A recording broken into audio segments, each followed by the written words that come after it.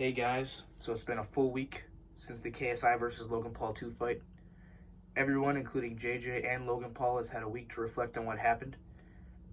If you were Team KSI, you've had a week to party your head off.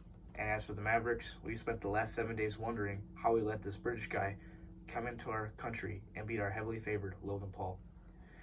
I'm American, so I'm still a little salty about the result, but I'll try to stay unbiased in this video. First off, congratulations to KSI. He put in so much hard work and he did the impossible. You could clearly tell that JJ was way smaller than Logan at the weigh-ins one day prior to the fight. He had to be nervous.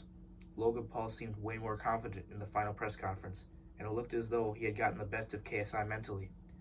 Logan was in his home country and he was heavily favored.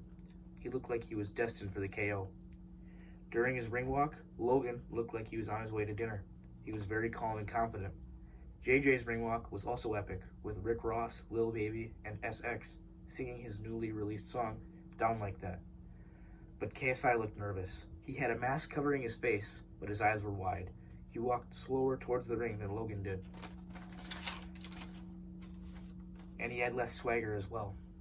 After Michael Buffer introduced the two fighters, it was finally time to see who the YouTube boxing champion would be. The first bell rang, signaling the start of round one. It seemed like the crowd was split on who they were rooting for, as the chants for KSI and Logan Paul seemed to cancel each other out and make an inaudible noise. In round one, KSI came out swinging, similar to how Logan Paul did in their initial fight, the first fight. As the commentators pointed out, Logan was fighting with his hands down a lot at the beginning. At the end of round one, it looked like an evenly matched fight. The first round was won by KSI, as two of the judges scored 10-9 in favor of KSI, and the other judge scored the round 10-9 in favor of Logan Paul. The second and third rounds were very similar to the first, as KSI won both of them unanimously. After the first three rounds, KSI was decisively in the lead. The only problem was KSI was gassing out because he had thrown so many more punches than Logan. It looked as though Logan was going to flip the script of their last fight and try and knock out KSI in the later rounds. The fourth round was where the fight really started to get interesting. This is where Logan socked KSI with a vicious uppercut that knocked him to the floor. But instead of letting KSI fall to the ground, Logan grabbed KSI in the back of the head, punched him again, and then when KSI fell to his knees, Logan punched him on the back of the head. Due to this, Logan was deducted 2 points by referee Jack Reese. That point deduction was critical. After round 4, before the point deduction, Logan Paul had won the round 10-8 on all three of the judges' scorecards. With the 2-point deduction, the fourth round was a unanimous draw. I know Logan threw 2 illegal punches, and he should know better, but he should never have been docked 2 points. The tap on JJ's head when he was on the ground was not malicious at all. I think Jack Reese should have deducted Logan only 1 point. The 2-point deduction was way too excessive. And I think Jack Reese knows that deep down. After this, Logan knew that he had to get a knockout because KSI now had a huge advantage with the 2-point deduction. Round 5 went to Logan Paul unanimously. Round 6 had to be great for Logan Paul, as he currently was losing on 2 of the judges' scorecards through 5 rounds. The 6th round was very close, but was narrowly won by Logan Paul. They had done it. They had both made it through the entire fight without being knocked out. At this point, I thought it was going to be another draw. Neither fighter proved he was better. The first half of the fight went to KSI, but the second half of the fight was dominated by Logan Paul. It really could have gone either way. It was time to go to the scorecards.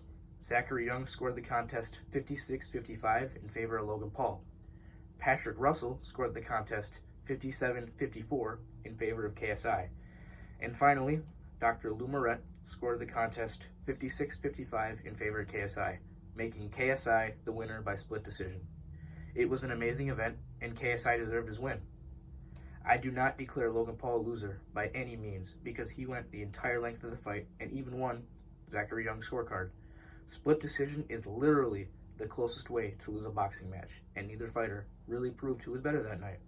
If Logan Paul had only been deducted 1 point instead of 2, it would have been a draw. And if Logan hadn't been deducted any points, he would have won the fight.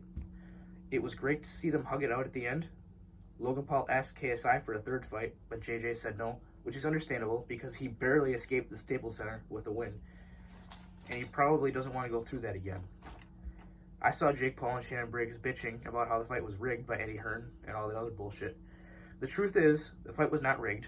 It was just a bad call by the ref that ultimately made Logan Paul lose. Bad calls happen all the time in sports, but you just gotta move on and accept defeat. KSI won fair and square. The referee making a bad call is not KSI's fault. I'd say these two men have made their respective countries proud, and YouTube proud as well. I wish KSI and Logan Paul the best throughout the rest of their YouTube and boxing careers. I'm looking forward to the announcement of the Jake Paul versus Eddie Gibb fight, and I promise to cover a lot about that fight on my channel when the official announcement is made. Thank you guys for watching this video. I will leave the links in the comment section to the full fight and the highlights of the fight. Tap the like button and subscribe if you enjoyed my analysis of the fight, and leave suggestions in the comment section of what other sporting events I should analyze. This is Pro Am Gold 77, and I'm officially signing off.